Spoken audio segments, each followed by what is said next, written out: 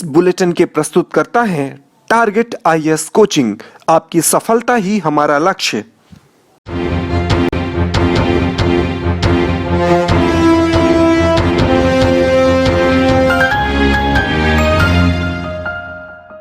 नमस्कार, आप देख रहे हैं रेवा दर्शन। मैं सचेता बघेल आपके साथ। आइए जान लेते हैं क्या है आज की प्रमुख खबरें। 1 जून से शुरू होगी अनलॉक की प्रक्रिया। 1.5 महीने के बाद कुछ आंशिक छूट के साथ खुलेगा बाजार। भाजपा विधायक का अपने ही कार्यालय में ड्रामा। सामाजिक संगठनों द्वारा पुलिस व पत्रकारों का किया गया सम्मान। और विश्व हिंदू परिषद बजरंग दल द्वारा कोरोना महामारी के बीच सेवा देने वाले पुलिस बल प्रशासन सहित अन्य लोगों को वितरित किए गए अल्पाहार। तो आइए नजर डालते हैं इन खबरों पर विस्तार से।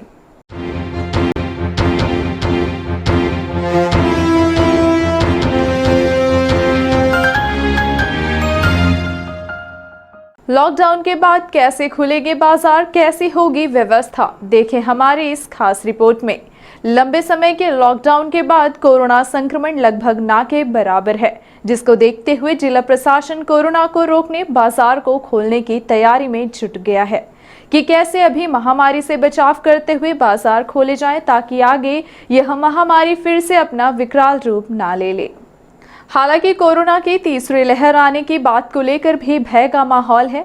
इन्हीं तमाम बातों को ध्यान में रखते हुए धीरे धीरे बाजार अनलॉक होंगे। वर्तमान परिस्थिति को देखते हुए मात्र 50% बाजार खोले जाने का निर्णय लिया गया है। अनलॉक के शुरुआती दौर में धीरे धीरे मार्केट खोलने की तैयारी है। प्रशासन का मानना है कि पूरा बाजार एक साथ ना खोलकर एक दिन सड़क के दाएं साइड की दुकानें तो दूसरे दिन बाएं साइड की दुकानों को खोलने पर सहमति बनाई गई है। हालांकि यह प्रयोग फिलहाल 7 दिन के लिए किए जाएंगे। इस दौरान प्रत्येक थाना प्रभारी अपने क्षेत्र में दुकानों को चिन्हित करेंगे कि कब किस साइड की दुकान खोलना है। इसके अलावा सुबह 8 बजे से शाम 6 बजे तक मार्केट खोले जाने की ही अनुमति रहेगी तथा प्रत्येक रविवार पूर्ण लॉकडाउन रहेगा। हालांकि सब्जी मंडी की व्यवस्था करहिया मंडी से ही संचालित होगी। फिलहाल बाजार की सब्जी मंडी पर प्रतिबंध जारी रहेगा। वहीं यातायात व्यवस्था की बात करें तो 50% सवारी बसों में एवं ऑटो रिक्शे में सिर्फ 2 यात्रियों की अनुमति रहेगी। वहीं अंतिम यात्रा में केवल 10 लोग शामिल हो सकेंगे, जबकि शादी ब्याह के कार्यक्रम में 20 लोगों की अनुमति दी जाएगी। साथ ही दिन में ही शादी करने की बाध्यता भी होगी। इसी तरह से होटल रेस्टोरेंट को भी शाम 6 बजे के बाद होम डिलीवरी की सुविधा रहेगी। इसके बाद रात 10 बजे से सुबह 6 बजे तक प्रतिदिन रहेगा कोरोना कर्फ्यू जारी। जिला आपदा प्रबंधन समिति की बैठक संपन्न। जिलों को अनलॉक किए जाने के दौरान कोविड-19 के प्रोटोकॉल, व्यवहार व अनुशासन का पालन अवश्य करें। यह बात बैठक के दौरान प्रभारी मंत्री रामखेलावन पटेल ने कही है। आगामी 1 जून से जिले में कोविड प्रोटोकॉल का पालन कराते हुए नगरीय व ग्रामीण क्षेत्र में गतिविधियां आरंभ होंगी। प्रदेश के अल्पसंख्यक एवं पिछड़ा वर्ग कल्याण मंत्री व जिले के लिए कोविड-19 हेतु नियुक्त प्रभारी मंत्री श्री रामखेलावन पटेल की अध्यक्षता में जिला आपदा प्रबंधन समिति की बैठक में महत्वपूर्ण निर्णय लिए गए। इस दौरान सांसद जनार्दन मिश्र, पूर्व मंत्री एवं रीवा विधायक श्री राजेंद्र शुक्ल, विधायक मनगवा डॉक्टर पंचूलाल प्रजापति, विधायक सिरमौर श्री दिव्यराज सिंह, मध्य प्रदेश विधानसभा अध्यक्ष के सचिव श्री अवधेश प्रसाद तिवारी, जिला भाजपा अध्यक्ष अजय सिंह सहित प्रशासनिक अधिकारी तथा समिति के सदस्य गण उपस्थित रहे। बैठक में मंत्री श्री पटेल ने कहा कि रीवा जिले में सभी के प्रयासों से कोरोना संक्रमण की दर में लगातार कमी हुई है। सभी के सहयोग का प्रतिफल है कि जिले को सामान्य स्थिति की तरफ ले जा पा रहे हैं। जिले को अनलॉक किए जाने के दौरान कोविड-19 के प्रोटोकॉल, व्यवहार व अनुशासन का जिलेवासी पालन करेंगे, जिससे कोरोना का संक्रमण ना बढ़े और असामान्य जीवन पुनः पटरी पर आ सके। उन्होंने कहा कि सभी संस्थानों में प्रत्येक व्यक्ति मास्क अवश्य लगाए तथा सामाजिक दूरी बनाते हुए अपने हाथों को साफ रखें। गतिविधियों के प्रारंभ होने के साथ साथ किल कोरोना अभियान निरंतर चलता रहे तथा कोविड नियंत्रण के सभी प्रयास जारी रहें। श्री पटेल ने कहा कि जिन वार्ड में कोरोना संक्रमित व्यक्ति पाए जाएं, उन वार्डों को कंटेनमेंट बनाया जाए तथा यह प्रयास हो कि होम आइसोलेशन में रहने वाले मरीज कोविड केयर सेंटर में जाकर अपना इलाज कराएं। उन्होंने कोरोना संक्रमण से अनाथ हुए बच्चों तथा दिवंगत शासकीय कर्मचारियों की सूची अद्यतन किए जाने के निर्देश भी दिए। बैठक में कलेक्टर इलैयाराजा टी ने बताया कि जिले को अनलॉक किए जाने के दौरान जो गतिविधियां शर्तों के साथ आरंभ हो रही हैं उसमें सभी लोग सहयोग करें। दुकानदार स्वयं मास्क पहने तथा दुकान में सामान लेने आने वाले व्यक्ति को तभी सामान दे जब वह मास्क लगाया हुआ हो। उन्होंने बताया कि कोरोना टीकाकरण का विशेष अभियान चलाया जाएगा जिसमें सभी जिलेवासी टीकाकरण अवश्य कराएं।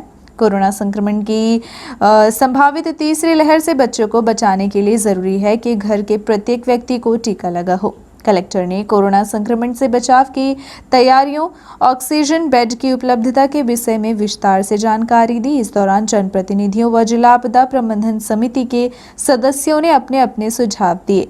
बैठक में पुलिस अधीक्षक राकेश कुमार सिंह, आयुक्त नगर निगम मृणाल मीणा, मुख्य कार्यपालन अधिकारी जिला पंचायत स्वप्निल वानखेड़े, अपर कलेक्टर लीला तिवारी, अतिरिक्त पुलिस अधीक्षक शिव कुमार वर्मा, एसडीएम हुजूर शैलेंद्र सिंह सहित चिकित्सक, प्रशासनिक अधिकारी तथा व्यापारी संघ एवं सामाजिक संगठनों के सदस्य उपस्थित रहे। रीवा शहर को, पूरे ग्रामीण अंचल को अनलॉक किया जा रहा है। जो यहाँ लोकल सोशल इशू थे उस हिसाब से यहाँ के जनप्रतिनिधियों से, सामाजिक संगठन के लोगों से, व्यापारियों से चर्चा करके जो उनकी मांग थी उसको पूर्ण करके अनलॉक किया जा रहा है। सर, क्या सब्जी मंडी हो चाहे शादी विवाह का कार्यक्रम के क्या क्या निर्णय लिए गए, कैसे? सब्जी में दोनों पक्षों में है ना, लड़की पक्ष लड़का पक्ष दोनों को मिला के 20 लोग रहेंगे। उसको थाने में सूचना देनी पड़ेगी कौन हमारे 10-10 लोग रहेंगे, उसके अनुसार से उनको अनुमति मिल जाएगी। इसी तरह 13वीं में 10 लोग रहेंगे, संस्कार में 10 लोग रहेंगे और जो शासन की गाइडलाइन है उसके अनुसार। बाजार खुलने के लिए क्या नया पहल? बाजार 50% खुलेगा, है ना। उसमें व्यापारी लोग तय कर लेंगे। अभी तय हुआ है कि एक दिन लेफ्ट साइड, एक दिन राइट साइड, जैसा व्यापारी तय करेंगे उस तरह से मार्केट खोला जाएगा। सर, यात्री बस वगैरह के लिए क्या नहीं? पूरे पूर्व से गाइडलाइन है कि यात्री बसों में कोविड-19 के नियम 50% लोग, अगर 50 सीटर है तो 25 लोग जाएंगे, मास्क लगाएंगे, सोशल डिस्टेंसिंग का पालन करेंगे, ऐसे में बसें चलती रहेंगी। सर, कोरोना की तीसरी लहर को लेकर के क्या तैयारी है प्रशासन? कोरोना की तीसरी लहर को लेकर हमारे माननीय मुख्यमंत्री जी ने सभी जिला के कलेक्टरों को, वहाँ के सीएचएमओ को, वहाँ मेडिकल कॉलेज के डीन लोगों को निर्देश दिया है। उसकी पूरी तैयारी हर जगह, हर ज़िले में 50-50 बेड बच्चों के लिए बनाए जा रहे हैं। जो आने वाले समय में हमारे जो मध्य प्रदेश के यशस्वी मुख्यमंत्री जी ने जो अभी गाइडलाइन बनाई है ना, उसका पालन होगा तो तीसरी लहर आएगी नहीं। भाजपा विधायक का ड्रामा, कहा अपने कार्यालय में बैठ भी सकते हैं और लेट भी सकते हैं, लेकिन विधायक जी को कौन समझाए कि कार्यालय में बैठ तो सकते हैं पर लेट नहीं। विधायक जी का हमेशा यही है, खुद की अक्षमता को छुपाने, आए दिन दिखावा करके सुर्खियों में बने रहने का यह अच्छा खेल है। आप खुद सुनिए, ये सत्ता पक्ष के विधायक हैं जिन्हें जनता का कार्य कराने के लिए आए दिन धरना प्रदर्शन का सहारा लेना पड़ता है। इसे क्या कहा जाए, दिखावा या फिर अक्षमता? आप खुद सुनिए, सत्ता दल के विधायक का क्या कहना है। विधायक की बातें ऐसी हैं जिसमें छोटे बच्चे को भी हंसी आ जाए। उन्होंने कहा कि हम धरने पर बैठने नहीं, कार्यालय में आराम करने आए थे। तो क्या मान लिया जाए कि विधायक जी को मिला सरकारी आवास व उनका खुद का आलीशान बंगला कम पड़ गया, जो इन्हें सरकारी कार्यालय में लेटना पड़ा। मैं वहाँ दोपहर को 12 बजे आया था, वहाँ एसी बैठे थे। क्योंकि पूर्व में एसी से बात हुई थी, बहुत सारी वहाँ पे समस्याएं थी, ट्रांसफार्मर जले, केबल नहीं बदली गई, और ये समस्या साल 1.5 साल से ऊपर की भी है। तो अभी मगा रहे हैं, कर रहे हैं। कोरोना भी था इसलिए हमने भी बहुत ज़्यादा उसमें, और फिर कल जब उनसे बात हुई थी तो हमने कहा हम आ रहे हैं, अपन बैठ करके करते हैं। वो 2 घंटे बैठे रहे, उन्होंने कुछ फ़ोन भी किया, खाना खाने चले गए वो। मैंने कहा तब तक मैं भी लेट लेता हूँ, आप आइए। फिर तो 10 बजे उन्होंने सारी चीज़ें नोट करके ऊपर बताया, जो भी उनके केबल वेबल की कमी थी वो सब पूर्ति हुई। तो फिर इसके बाद में चला। सत्ता में होने के बावजूद आपको बार-बार धरना देना पड़ता है अपनी मांगों को लेके हर जगह। धरना क्या कहलाता है? मैं अपने ऑफिस में नहीं बैठ सकता।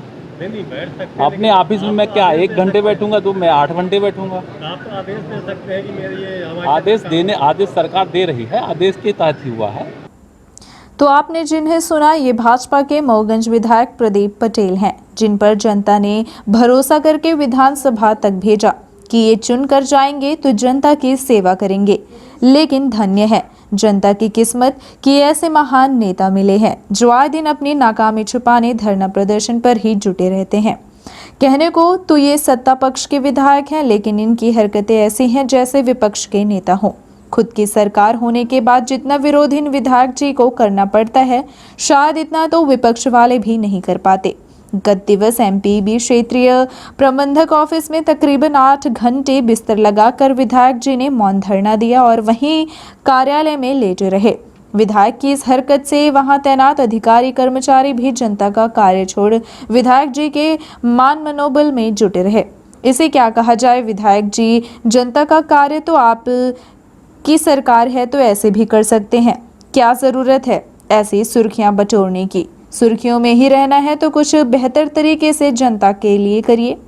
कोविड काल में जब पूरी दुनिया परेशान है, जगह जगह हाहाकार मचा हुआ है, ऐसे हालात में भाजपा के रीवा व सिमरिया विधायक के साथ रीवा सांसद लगातार सक्रिय हैं, जो स्वयं हर जगह पहुंचकर अनेकों व्यवस्था बना रहे हैं। इनके बाद स्वयं जिला अध्यक्ष भी लगातार व्यवस्था बनाने में मुस्तैदी से जुटे हुए हैं। इनके अलावा अगर बात करें अन्य विधायकों की, तो कोई खेत काट रहा है तो कोई किसी को धरने पर बैठने से ही फुर्सत नहीं है। विधायक के धरने से जिला अध्यक्ष से लेकर जिले भर के अधिकारी, जिले के सभी अधिकारी कर्मचारी परेशान देखे गए। इस बीच जनता का कार्य भी प्रभावित रहा। देर रात 10 बजे के करीब जब भारतीय जनता पार्टी के जिला अध्यक्ष व एसडीएम सहित क्षेत्रीय प्रबंधक मौके पर पहुंचे तो काफी चर्चा के बाद वह अपना बिस्तर छोड़कर खड़े हुए। इस बात को लेकर जब मऊगंज विधायक प्रदीप पटेल से चर्चा की गई तो उन्होंने कहा कि वह अपने कार्यालय में क्या आराम भी नहीं कर सकते। आज तक किसी विधायक को 7 से 8 घंटे तक किसी कार्यालय में बिस्तर लगाकर आराम करते हुए पहले कभी नहीं देखा गया, परंतु पार्टी जिला अध्यक्ष व एसडीएम के पहुंचने के बाद क्षेत्रीय प्रबंधक भी वहां तत्काल पहुंच गए और विधायक से चर्चा हुई, जिसके बाद विधायक उठ खड़े हुए। एक और विधायक जी कह रहे हैं कि वह अपनी क्षेत्रीय मांगों को लेकर एमपीबी के कार्यालय में आए हुए थे और दूसरी ओर उनका यह भी कहना है कि क्या वह अपने कार्यालय में आराम भी नहीं कर सकते। अब सवाल यह उठता है कि सरकार द्वारा सांसद विधायकों को उपलब्ध कराई जाने वाली सुविधाएं क्या कम पड़ गई हैं कि विधायक जी को आलीशान सरकारी बंगला और अपना निजी घर छोड़कर एमपीबी कार्यालय में आराम करना पड़ रहा है। सामाजिक संगठनों द्वारा पुलिस व पत्रकारों का किया गया सम्मान। संकट की इस घड़ी में दिन रात अपने प्राणों की बाजी लगाकर लोगों की सेवा करने वाले पुलिस के जवानों एवं मीडिया के साथियों का सामाजिक संगठनों द्वारा सम्मान किया गया। सम्मान की इस कड़ी में संगठन की महिलाओं ने आरती उतारकर पुलिस के जवानों का सम्मान किया। यह सम्मान समारोह का कार्यक्रम रीवा शहर के स्टैचू चौराहे में किया गया, जिसमें बड़ी तादाद में पुलिस के आला अधिकारी व कर्मचारी मौजूद रहे। साथ में पत्रकार भी मौजूद रहे, जिनका सामाजिक संगठन की महिलाओं द्वारा सम्मान किया गया। से लोग लड़ाई लड़ रहे हैं। पुलिस प्रशासन पूरे समय सुबह 6 बजे से रात को 10 बजे तक लगा रहता है वो, और अपने परिवार को भी नहीं देखता है। बताइए, उनका परिवार भी में कोविड हो जाए उनको डर नहीं है कुछ, फिर भी वो लगे रहते हैं। हमारे डॉक्टर्स, हमारी नर्स, हमारे रीवा के कलेक्टर इलिया राजा, वो साइकिल पे ही चल देते हैं जनता की सेवा के लिए। बताइए, इससे अच्छा कलेक्टर और कौन हो सकता है। और हमारे मीडिया के भाई पूरे समय दौड़ते रहते हैं, यहाँ फ़ोटो खींच, वहाँ फ़ोटो खींच, नहीं तो हम लोग कैसे मीडिया देख सकते हैं कि कहाँ क्या हो रहा है। इसलिए मैं सभी को धन्यवाद दूंगी जो अपने परिवार की परवाह न करते हुए और पूरे समय लोगों की सेवा में लगे रहते हैं। उसके लिए बहुत बहुत आभार। क्या नाम है आपका? नीलू रावत जी का बहुत बहुत धन्यवाद करना चाहता हूं कि आप लोगों ने हमारा सम्मान किया, लेकिन इस सम्मान के हकदार केवल पुलिस ही नहीं है, आम जनता भी है, जिन्होंने पूरी तरीके से जो कोरोना की सेकेंड वेव है इसमें लॉकडाउन में पूर्ण पालन करके घर में रहकर और जो भी लॉकडाउन में जो भी नियम कानून या गाइडलाइंस आई थी उनको फॉलो करके जो पुलिस का साथ दिया है, इसके लिए जनता भी उतनी ही काबिल तारीफ़ है जितना कि पुलिस है। तो मैं पहले तो जनता को धन्यवाद देना चाहूँगा जिन्होंने इतने बढ़ चढ़कर हिस्सा लेकर लॉकडाउन को सफल बनाया है और कोरोना महामारी से लड़ने में साथ दिया है। सोनी जी ये बताएं आप। देखिए, सिक्के के दो पहलू होते हैं, किसी के लिए हम पॉजिटिव हैं, किसी के लिए नेगेटिव है, अब जो उसे जैसे ले ले। विश्व हिंदू परिषद बजरंग दल द्वारा कोरोना महामारी के बीच फ्रंटलाइन वर्कर के तौर पर सेवा देने वाले पुलिस प्रशासन व अन्य लोगों की सेवा में हाथ बढ़ाते हुए उन्हें काढ़ा रहित चाय एवं बिस्किट एवं अल्पाहार का वितरण किया गया। यह कार्य रीवा नगर में सभी थानों एवं उप थानों के साथ नगरीय क्षेत्रों में लगे चेक पोस्ट में किया गया। यह कार्य रीवा नगर में सभी थानों एवं उप थानों के साथ नगरीय क्षेत्र में लगे चेक पोस्ट में किया गया, जहां सेवारत पुलिस बल के जवानों को विश्व हिंदू परिषद बजरंग दल द्वारा काढ़ा चाय पिलाकर उनका मनोबल बढ़ाया गया। इसके अलावा नगर की मालिन बस्तियों में कोरोना के प्रति जागरूकता कर भोजन आयुर्वेदिक काढ़ा वितरित भी किया गया। इस अवसर पर मुख्य रूप से विश्व हिंदू परिषद रीवा जिला मंत्री मनीष भार्गव, जिला संयोजक दिव्यांशु गौतम, जिला सह संयोजक हरिओम तिवारी, नगर अध्यक्ष एड आनंद मूर्ति तिवारी जी, नगर मंत्री सुमिता डिगवानी, नगर संयोजक आशीष सेन आदि लोग मौजूद रहे। जो आज का परिदृश्य बना हुआ है, इस पर हम सब लोग जो ये सड़क पर पुलिस वाले लगे हैं, सुरक्षाकर्मी लगे हैं और भी गरीब लोग हैं, उन सब के लिए खाद्यान्न की व्यवस्था, चाय जलपान की व्यवस्था करने का बराबर काम हम लोग कर रहे हैं। इसके अलावा और भी संगठन ने कोई सेवा कार्य किए? और भी संगठनों ने किया होगा, उनसे अपना नहीं है। हम लोग बाईपास में बराबर जो भी राहगीर आ रहे थे, मजदूर आ रहे थे, उनके लिए भोजन की व्यवस्था, राहगीर जिनके पास गंतव्य तक जाने के लिए वाहन नहीं थे, उनके लिए वाहन की व्यवस्था, और बराबर पशुओं के लिए चारे की व्यवस्था, पक्षियों के लिए पानी की व्यवस्था, सारी व्यवस्थाएं करते रह गए। रक्तदान। और इस साल हमारे यहाँ संजय गांधी अस्पताल में जिस समय मरीजों की भरमार मची हुई थी, उस समय वहाँ जाकर उन लोगों के लिए भोजन की व्यवस्था करना और ब्लड डोनेशन का भी काम हमारे यहाँ किया है। विघ्नहर्ता सेवा संस्थान द्वारा 1 महीने से की जा रही है जरूरतमंदों की सेवा। कोरोना महामारी की इस भीषण तबाही को देखते हुए लॉकडाउन में दिहाड़ी मजदूर, झुग्गी झोपड़ी में रहने वाले लोगों के साथ प्रवासी श्रमिकों की सेवा में विघ्नहर्ता सेवा संस्थान दिन रात जरूरतमंदों की सेवा में तत्परता से कार्य कर रहा है। विघ्नहर्ता सेवा संस्थान प्रमुख कमलेश्वर द्विवेदी ने सेवा का संकल्प लेकर यह ठाना है कि इस आपदा की घड़ी में कोई भी असहाय भूखा नहीं सोने पाएगा। इस संकल्प को पूरा करने वार्ड क्रमांक 5 त्रिमूर्ति नगर स्थित मां दुर्गा मंदिर प्रांगण में शहर का सबसे बड़ा किचन स्थापित किया गया है, ताकि जरूरतमंद स्वतः फोन कर जानकारी दे सके कि उन्हें कहां और किस स्थान पर भोजन की आवश्यकता है।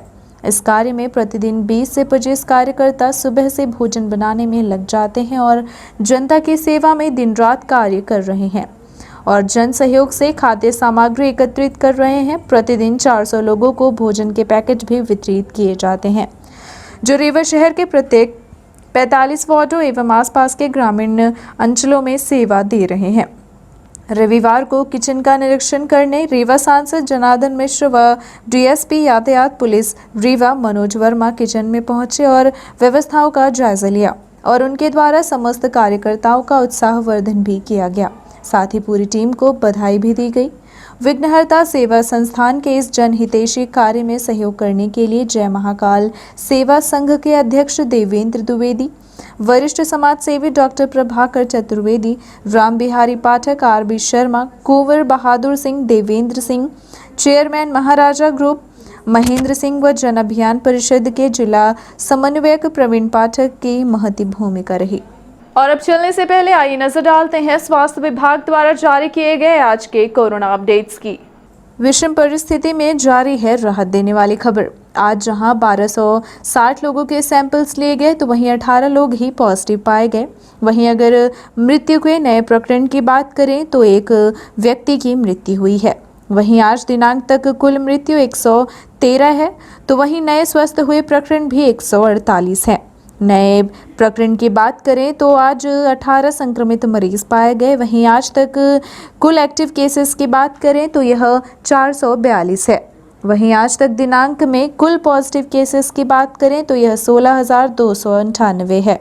वहीं आज तक दिनांक में स्वस्थ हुए प्रकरणों की बात की जाए तो यह 15,743 है। वहीं आज आए क्षेत्रवार आंकड़े की बात करें तो जहां रीवा शहर में 5 संक्रमित मरीज पाए गए तो वहीं गोविंदगढ़ में 2 संक्रमित मरीज मिले हैं। वहीं नई गढ़ी, गंगेव तथा रायपुर करचुलियान में 0 मरीज पाए गए। नमऊगंज में 3 मरीज, हनुमना में 3, जवा में 2, त्योथर में 2, वहीं सिरमौर में 1 संक्रमित मरीज पाया गया। वहीं कुल संक्रमित मरीजों की संख्या की बात करें तो यह 18 पहुंचा है, जो राहत देने वाली खबर मानी जा रही है। ये थी आज की प्रमुख खबरें। आगे की खबरों के लिए बने रहे रीवा दर्शन के साथ। दीजिए हमें इजाजत। नमस्कार।